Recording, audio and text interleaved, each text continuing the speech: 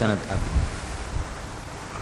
और रुदंती कौरवाह सर्वे, ये सब कौरव रोने लगे, हा केशव केशव। ये संभव है क्या कभी?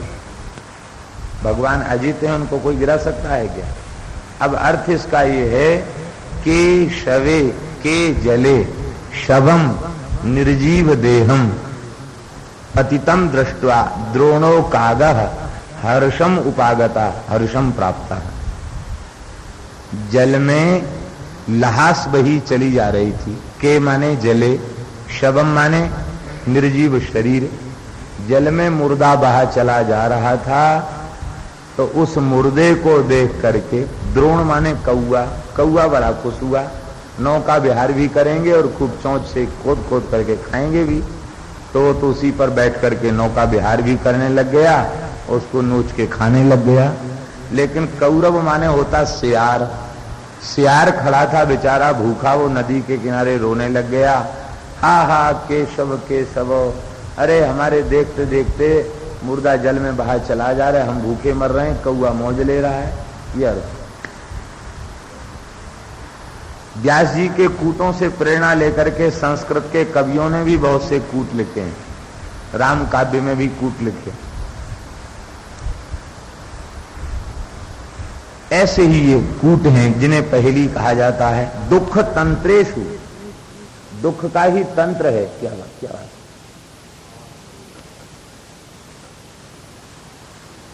तंत्र शब्द का अर्थ होता विस्तार।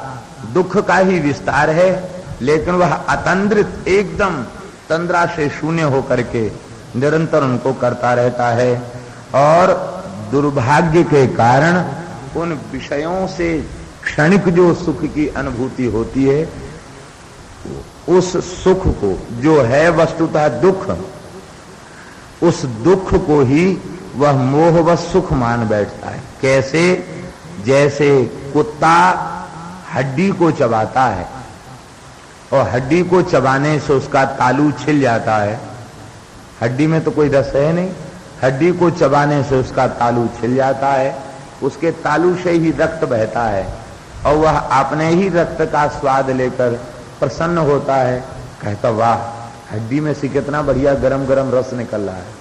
अरे हड्डी में से रस नहीं निकल रहा है, उसका खुद का तालू हड्डी को चबाने से छिल गया और उसका अपना ही रक्त उसको अपने रक्त का ही स्वाद ले रहा है।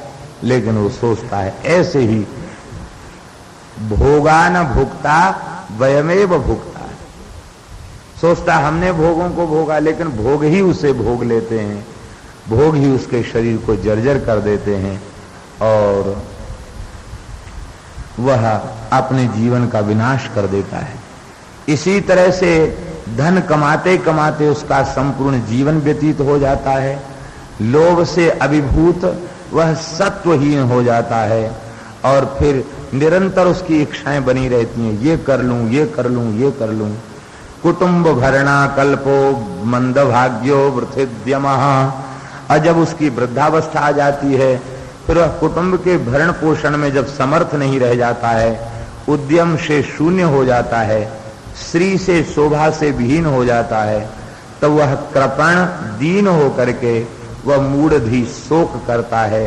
वह विचार करता है कि मैं अकेला व्यक्ति इतने बड़े कुटुंब का पालन करता था, अब हमारे शरीर से इतने बड़े कुटुंब का विस्तार हो गया, 4-6 लड़के हो गए, लड़कों के लड़के हो गए, लेकिन बूढ़े होने के बाद हमें कोई भोजन देने वाला नहीं है। वह अत्यंत उदास होकर के विचार करता है, लेकिन इसके बाद भी वह अपने चित्त को भगवान के भजन में नहीं लगाता। उन अपने स्त्री पुत्र आदि कुटुंबियों से अपमानित होने के बाद भी उन्हीं के हित चिंतन में लगातार लगा रहता, इनका कल्याण हो, इनका कैसे काम बने, इसी चिंता में वह सदा व्याकुल रहता है। तत्रापि अजात निर्वेदः, वहां भी उसे वैराग्य नहीं होता और वह जर्यो पातवैरूप्यो मरणाभिमुख्यो ग्रहे, ऐसी उसकी बड़ी भारी दुर्दशा होती है, मृत्यु की ओर अभिमुख हो जाता है।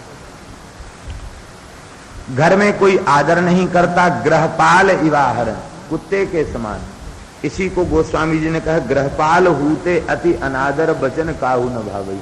किसी को उसकी बात अच्छी नहीं लगती, कुत्ते को तो फिर भी लोग आज बहुत आदर देते हैं, कुत्ते से भी अधिक उसका अनादर होने लग जाता है, लेकिन फिर भी वह संसार को छोड़ना नहीं चाहता। हमारे सामने तो कई घटनाएं ऐसी घटी हैं जिनको देख करके चित्त में बहुत उद्वेग होता है। एक वृद्ध अकेला बेटा मार के घर से भगा दिया, बेटा और बहू ने। चला वहां से मथुरा स्टेशन आया, वहां किसी ने जहरीली चीज खिला दी और उसका जो कुछ था वो भी लूट लिया। कुछ दिन पागल रहा, फिर जाने कैसे ठीक होकर के वृंदावन आया। महाराज जी का, श्री भक्तमाली जी महाराज का पूर्व परिचित था, आकर के वहां रोने लग गया। महाराज ने कहा कोई बात नहीं,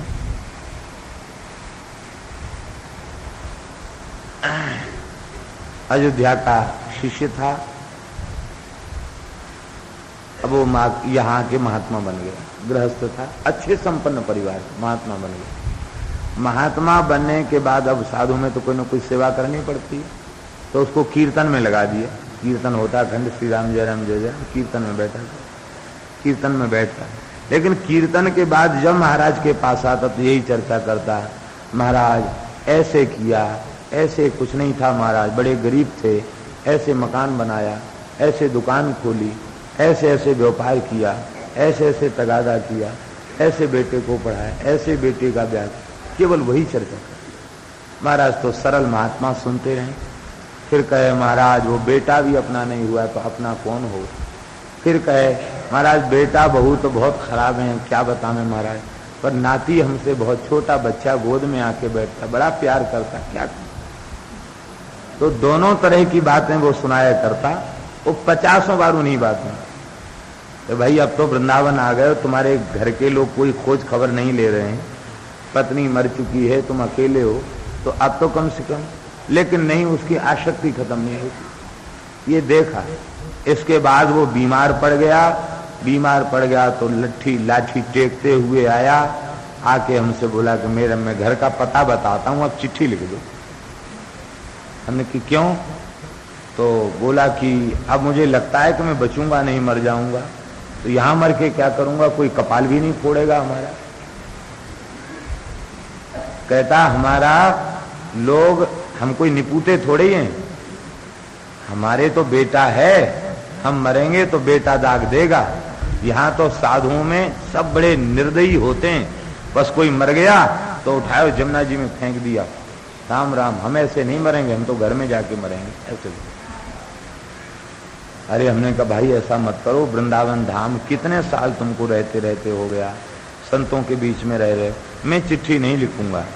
कहता महाराज मेरा हाथ कांपता है, कलम पकड़ नहीं सकता, नहीं तो मैं लिख देता और आपको कोई पाप नहीं लगेगा, हम गारंटी लिख लेते हैं, आप चिट्ठी लिख दो।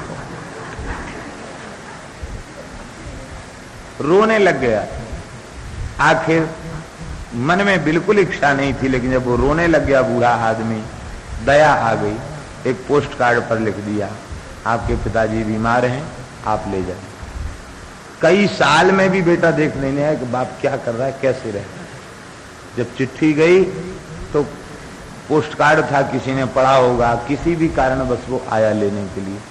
उसके बाद वो ज्यादा बीमार था, बीमारी अवस्था में घर ले गया। घर जाके तीसरे दिन खत्म हो गया। इतने दिन वृंदावन में रहा, तीसरे दिन जाकर खत्म हो गया। कहने का भाव ये है कि जीव का मोह इतना प्रबल होता है, इतना मोह प्रबल होता है, जो संसार उसे तिरस्कृत करता है। ये प्रत्यक्ष उदाहरण देख करके लगता है कि अरे राम राम कितना भारी। ये बात उसे पता है कि हमको छोड़ना, मरना है, मर जाऊंगा, ये भी पता है, लेकिन फिर भी कितनी आसक्ति है कि पता नहीं ये साधु हमको फेंक देंगे। हमारा बेटा है, लोग बेटा पैदा इसीलिए करते हैं कि कपाल फोड़े, कपाल क्रिया करे, और हम यहाँ मर जाएंगे तो हमारी कपाल क्रिया कौन करेगा, हमको जमुना जी में फेंक देंगे, मछली कछुआ खा जाएंगे घर में ही जाकर। ऐसे कई उदाहरण देखें। ये उनके निंदा के संबंध में ये बात नहीं कही जा रही है, केवल अपनी शिक्षा के लिए ये बात का स्मरण किया जा रहा है। इस प्रकार से जीव की ये दुर्दशा हो जाती। इसलिए भगवान में तुलसी ममता राम सो समता सब संसार। केवल श्री ठाकुर जी में ममत्व।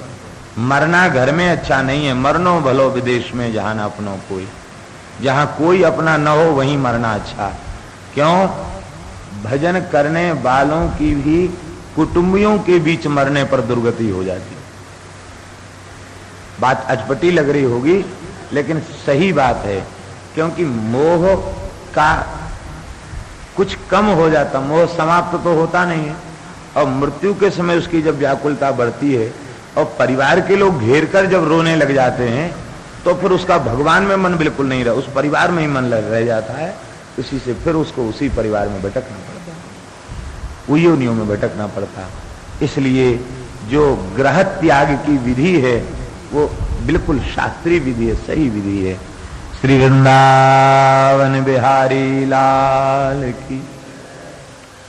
वायुनोत्क्रमतोत्तारः कपसन रुद्ध नाडिकः काशश्वास कृतायासः कंठे घुरघुरायते। सन्निपात हो जाता है, ऊर्ध्व श्वास चलने लग जाती है, नस नाड़ियां अवरुद्ध हो जाती हैं, घुर्र घुर्र की आवाज करने लग जाता है, पड़ा रहता है, चारों ओर परिवार के लोग घेर लेते हैं। और बाच्य मानोपि न ब्रूते काल पाश वशंगता। मृत्यु के पास में पड़ा हुआ वह जीव बुलाने पर भी नहीं बोलता। यहां बाच्य मानोपि न ब्रूते के दो भाव हैं। एक भाव तो ये है कि संसार के लोग फिर भी उससे संसार की ही बात करते हैं, कहते हैं कि बता के जाओ और कहीं क्या करना है, कहीं कुछ रखा तो नहीं है, बता के जाओ। लेकिन वह कंठ में कफ अटका हुआ है, वह बोल नहीं पाता। पंडित श्री भक्तमाली जी महाराज एक दृष्टांत सुनाते थे इस संबंध में। कहते कि एक जो है वृद्ध ऐसे इशारे कर रहा था,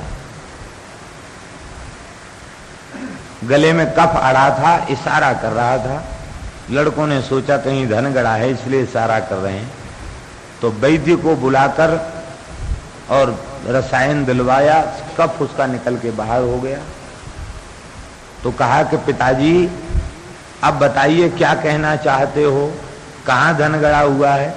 उसने कहा अरे मूर्खो, धन जितना था वो तो हमने तुमको पहले ही दे दिया, अब अपने पास कुछ नहीं रखा है। हम तो उंगली से इशारा ये कर रहे थे कि अभी तो हम मरे नहीं हैं, हमारे जीते जी ये भैंस का पड्डा झाड़ू चबाए चला जा रहा है।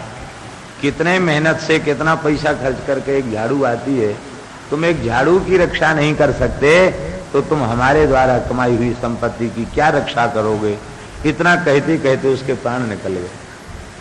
तो ये बताते थे कि महाराज उसकी आसक्ति पुत्र स्त्री की तो छोड़ दो, घर की एक टूटी झाड़ू में आसक्ति हो जाती है, ऐसी उसकी दशा। बाच्य मानोपि न ब्रूते।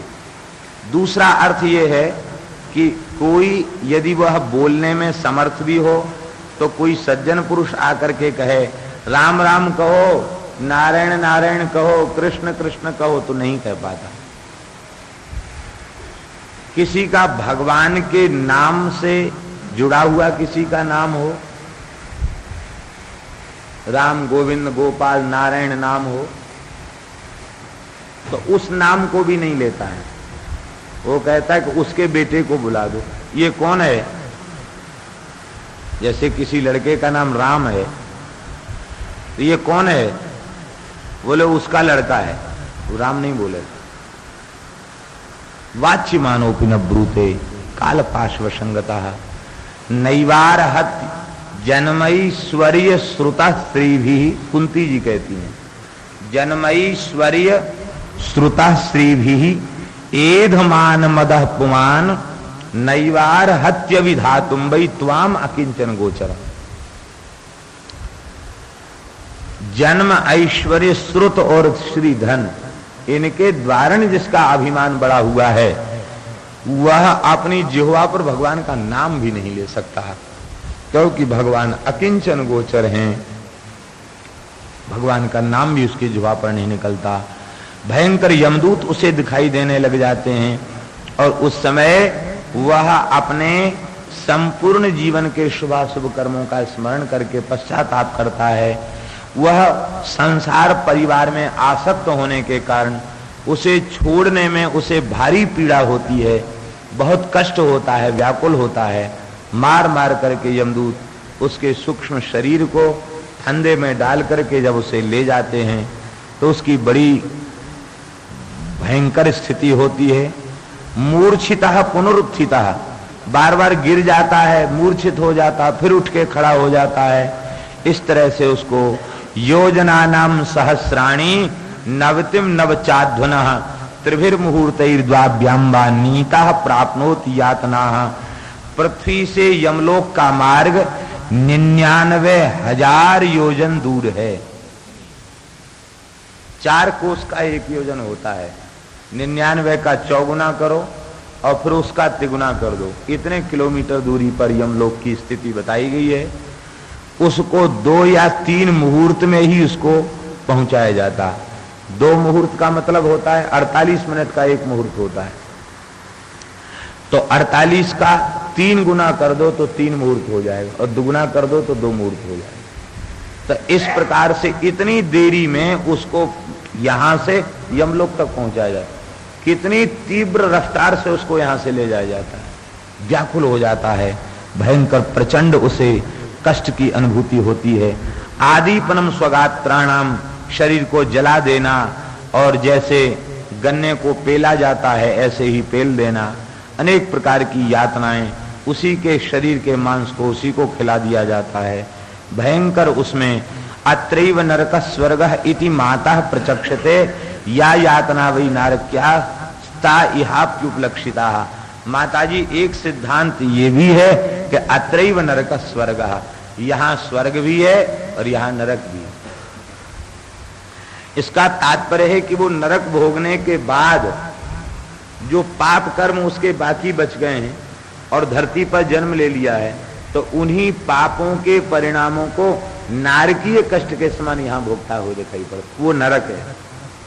स्वर्ग में पुण्य का भोग करने पर जो पुण्य शेष बच गए हैं, उन पुण्यों का भोग करने पर यहां अत्यंत सुखी संपन्न दिखाई पड़ता है, ये स्वर्ग है। इसका मतलब ये नहीं समझना कि स्वर्ग नरक अलग लोक नहीं है, ये अतिरिक्त भी है। इस तरह से इसकी दशा होती है और भयंकर नरक की यातना सहन करता हुआ यह जीव, अनंत योनियों में भटकता हुआ यह जीव, अंत में जब भगवान इसके ऊपर अतिशय कृपा करते हैं, अनुग्रह करते हैं, तो यह जीव अन्न के ऊपर इसका पात होता है। अन्न का भक्षण पुरुष करता है, उससे अंतिम धातु शुक्र उत्पन्न होता है और वह जब स्त्री से संयोग करता है तो उसके उदर में, गर्भाशय में वह जीव प्रविष्ट हो जाता है। कललम त्वेक रात्रेण पंचरात्रेण बुद्बुदम दशाहेन्तु करकंधु पेश्यंडम्बा ततः परम माशेन तुशिरो द्वाभ्याम बाहुअंघ्राद्यंग विग्रहा नखलो मास्थि चरमाणी लिंगच्छिद्रोद्भवस्त्रिभी। कललम त्वेक रात्रेण, एक रात्रि में उसकी संज्ञा कलल होती है, 5 रात्रि में उसकी संज्ञा बुदबुद होती है और 10 दिन में वह करकंधु, करकंधु माने होता है बेर का फल, करकंधुर बदरी फलम, बेर के फल के समान उसकी आकृति हो जाती है। और इसके बाद फिर वह कुछ कठिन हो जाता है, फिर मांसपेशी, फिर अंडज प्राणियों में अंडे के रूप में परिणत हो जाता है, जिसको गर्भांड कहते हैं। इसके बाद 1 महीने बाद उसका सिर निकल आता है, 2 महीने में हाथ पैर अंगों का विभाग हो जाता है, 3 महीनों में नख रोम अस्थि चर्म अथवा उसके स्त्री पुरुष आदि के बोधक चिन्ह उसके शरीर में प्रकट हो जाते हैं और 4 महीने में सप्त धातुएं और 5वें महीने में उसे भूख प्यास लगने लग जाती है। 6ठे महीने में झिल्ली से लिपट करके वह कुक्षौ भ्राम्यति दक्षिणे, दाहिनी कोख में विचरण करने लग जाता है। माता के द्वारा खाए हुए अन्न जल आदि उसको प्राप्त होते हैं और वह उन गर्भजन्य कीटों से, कृमियों से उसे खाया जाता है। वह व्याकुल हो जाता है, वहां अत्यंत घृणित जगह में वह निवास करता है। मलमूत्र की जो थैली है भीतर, उस थैली पर ही उसका मस्तक रखा रहता है। यहीं खोपड़ी के पास मलमूत्र की थैली होती है। योनि के द्वार में सिर रख करके वह पड़ा रहता है, नीचे सिर ऊपर पैर करके पड़ा रहता है। भयंकर उसे यातना होती है और कीड़े उसके अंग को नोचते हैं, अचेत हो जाता है। कभी मैया गर्भिणी माताओं का मन तरह तरह की चीज खानों के लिए चलता है। कभी कोई कड़वी चीज खा लेती है, तीखी चीज, गरम या नमकीन चीज खा लेती है। उससे उस बालक के सारे शरीर में दाह उत्पन्न हो जाता है। इस तरह से गर्भ में भारी पीड़ा उसे अनुभव होने लग जाती है। देखिए, यहाँ कललम त्वेक रात्रेण पंचरात्रेण बुद्बुदम आदि इस क्रम से जो गर्भ की स्थिति बताई, इसका तात्पर्य है कि जीव की स्थिति जिस दिन गर्भाधान हुआ और गर्भ में स्थिति हुई, उसी दिन से उसका जीवन प्रारंभ हो जाता है। हमारा शास्त्र यह प्रमाणित कर रहा है कि गर्भ उसी दिन प्रारंभ हो जाता जिस दिन गर्भ में स्थिति हुई। इसलिए गर्भ की हत्या सबसे बड़ा पाप है। ब्रह्म हत्या से भी भयंकर पाप गर्भ हत्या है। और आज गर्भ हत्या जैसे भयंकर पाप का समर्थन सरकारी स्तर पर किया जा रहा है और उसको नाम दिया जा रहा परिवार कल्याण। गर्भ हत्या जैसे जघन्य पाप को संज्ञा दी जा रही है परिवार कल्याण। यही है आज के समय की दुर्दशा। ये बहुत भयंकर पाप है। इसलिए गर्भ हत्या से बड़ा कोई पाप नहीं है। गर्भ हत्या के बड़े बड़े भयंकर उदाहरण ऐसे हैं कि जहां गर्भ हत्या करने के कारण उनकी सद्गति नहीं हुई। तो ये किसी भी प्रकार से गर्भ हत्या करना या कराने की प्रेरणा देना, ये दोनों समान पाप हैं। इसलिए गर्भ हत्या के पाप से बचना चाहिए। हाँ, संतान नहीं चाहते हैं तो संयम सदाचार का पालन करें। उससे सब प्रकार से तन मन प्राण को शक्ति मिलेगी, भगवान के प्रति अनुराग बढ़ेगा। लेकिन गर्भ हत्या जैसा भयंकर पाप नहीं करना चाहिए। पूज्य स्वामी जी महाराज तो गर्भ हत्या के ऊपर बहुत, एक बार वृंदावन में आए थे तो हम 2 दिन गए प्रवचन सुनने, और 2 दिन में स्वामी जी बस वही गर्भ हत्या रोक कहे तो बहुत अच्छी बात रहे थे, लेकिन 2 दिन के बाद फिर हम नहीं जा सके। तो उससे ये दिखाई पड़ता है कि इतने बेचारे प्रेमी अनुरागी महात्मा, उनके हृदय में इन सब घटनाओं का कितना प्रभाव होता, भयंकर प्रभाव। पता नहीं गर्भ में आया हुआ जीव कौन से संस्कार लेकर आया। इसलिए गर्भ हत्या जैसा पाप वो नहीं करना चाहिए।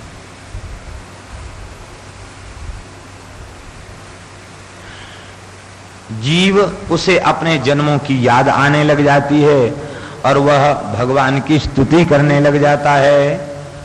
तस्योपसन्नमवितुम जगदिच्छयाता नाना तनोर्भुवि चलच्चरणारविंदम सोहम ब्रजामि शरणम यकुतो भयम मे ये नेदृशी गतिरदर्श्य गतो सतो नुरूपा। ये नेदृशी गतिरदर्श्य सतो नुरूपा। हे भगवान, मैं अधमों में भी अधम हूं। आपने जो हमारी यह दशा की है, ये जो गति हमें दिखाई है, वस्तुतः मैं इसी के लायक था। आपने इस दुर्दशा तक हमको भेजा है, हम वस्तुतः इसी के लायक थे। हे भगवान, आप अपनी शरण में आए हुए जीवों के ऊपर आप कृपा करते हैं। जगत को रक्षा देने के लिए, जगत के ऊपर कृपा करने के लिए ही, और आप अनेक प्रकार के अवतार लेते हैं, लीलाओं का विस्तार करते हैं। लेकिन जीव का दुर्भाग्य, वो आपके अवतार चरित्रों में मन नहीं लगाता, आपकी लीलाओं में मन नहीं लगाता, और यही उसकी दुर्दशा का कारण है। हे भगवान, मैं भी भूतल पर विचरण करने वाले जो आपके सुकुमार चरण कमल हैं, जो जीवों पर अनुग्रह करने के लिए आपने अवतार लिया है, उन चरण कमलों की मैं शरण में लेता हूं। एक एक करके भगवान को नमस्कार करता है और अपने पापों की याद करके अत्यंत विह्वल हो जाता है। बार बार कहता है कि भगवान तस्मादहम विगत विकलव उद्धरिष्ये आत्मान मासु तमसस्त्रुदात्मनैव भूयो यथा व्यसन में तदनेक रंध्रम मामे भवस्यु तदुपासित विष्णुपादः। हे भगवान, अब मैं व्याकुलता छोड़ करके आपके चरणों को अपने हृदय में स्थापित करूंगा और अपनी बुद्धि की सहायता से आपकी उपासना कर कर अपने मन बुद्धि को आपके चरणों में समर्पित करके मैं निश्चित ही, अब आप हमें जन्म दे दें तो मैं इस भव सागर से पार होने का प्रयत्न करूंगा और मैं इस दुखमय संसार से छूट करके सदा सदा के लिए आपके चरणों में प्राप्त हो जाऊंगा। हे कृपालु भगवान, आप एक बार मौका दे दीजिए। मैं बार बार, हे भगवान, आप यद्यपि कई बार मौका दे चुके हैं, लेकिन महाराज अब तक चूक भई सो भई, अब चूक नहीं होगी। शपथ पूर्वक कहता है। देखो, दो पाप सबसे भयंकर हैं। एक तो प्रतिज्ञा पूर्वक झूठ बोलना। झूठ बोलना पाप है, लेकिन झूठ बोलने की अपेक्षा प्रतिज्ञा पूर्वक असत्य भाषण ये और भयंकर पाप है। और दूसरा भयंकर पाप है कृतघ्नता, किए हुए उपकार को न मानना। ये दो पाप भयंकर हैं और ये दोनों पाप तब तक रहते हैं जब तक जीव भगवान के सन्मुख नहीं होता है। जब भगवान की शरण में चला जाता है तो दोनों पापों से मुक्त हो जाता है। प्रत्येक जीव गर्भ में प्रतिज्ञा करके आया भजन की, प्रत्येक जीव शपथ खा के आया। भागवत में श्लोक प्रमाण है, यद्योन्याम प्रमच्ये हम तत्प्रपद्ये महेश्वरम। यदि छूट गया तो अब भजन करूंगा, भजन करूंगा, अब जन जाए भजऊं चक्रपाणी, और अब कुछ नहीं करूंगा, भजन करूंगा, बार बार कह के आया। लेकिन इसके बाद 100 सौगंध खाने के बाद भी भूल गया, प्रतिज्ञा पूर्वक झूठ बोला, ये पाप। दूसरा पाप है कृतज्ञता का। भगवान ने कितना उपकार किया, भगवान के उपकारों का यदि विचार किया जाए तो करोड़ जिह्वा प्राप्त हो जाए तो भी भगवान के उपकार का वर्णन संभव नहीं। गोस्वामी तुलसीदास जी महाराज कहते हैं, कोटि मुख कही जात न प्रभु के एक एक उपकार, तदपि नाथ कछु और मांगी हो दीजे परम उदार। हरि तुम बहुत अनुग्रह कीन्हो, साधन धाम विबुध दुर्लभ तन, मोहि कृपा कर दीन्हो। हरि तुम बहुत अनुग्रह कीन्हो। हे नाथ, आपने बड़ी कृपा की। करोड़ जिह्वा करोड़ मुख दे दें तो भी आपके एक एक उपकार का वर्णन नहीं कर सकते। आप कहीं किसी मकान में रहते हैं तो उसका किराया देते हैं,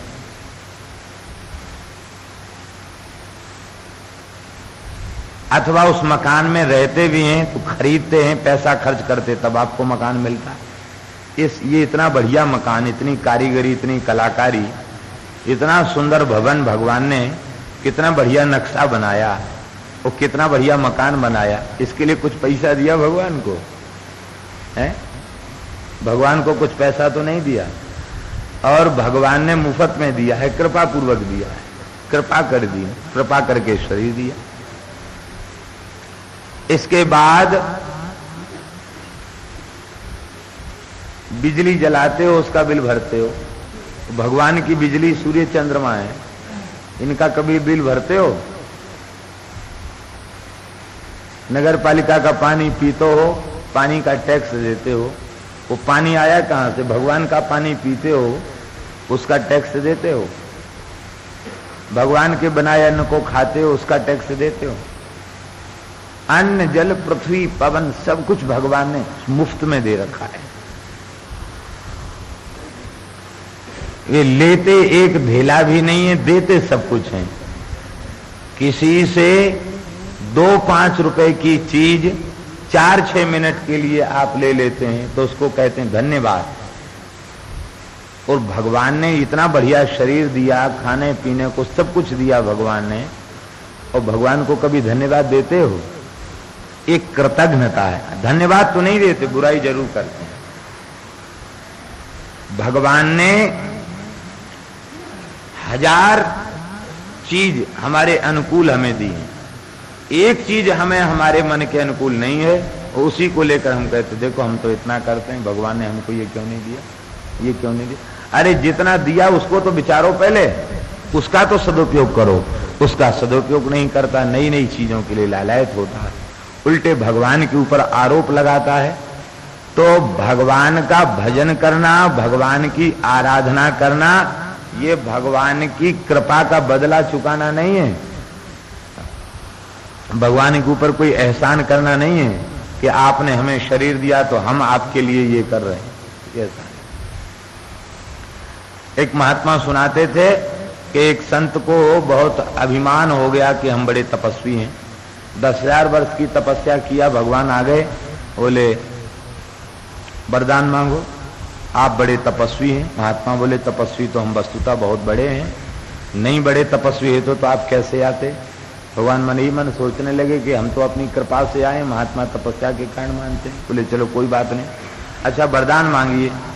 कहते ऐसे वरदान नहीं मांगेंगे, हम बड़े तपस्वी हैं तो हमारी पूरी तपस्या का हिसाब जोड़ के बताइए, तो उसके अनुरूप हम कितना वरदान मांग सकते हैं। भगवान बोले जो चाहो मांगना सो मांग लो। नहीं नहीं ऐसे नहीं, हम तो ऐसे मुफ्त में नहीं आपसे ले रहे हैं, कोई एहसान नहीं है, हमने तपस्या किया है उसके बदले हम आपसे ले रहे हैं, इसलिए पहले हिसाब जोड़ के बताइए। ठाकुर जी बोले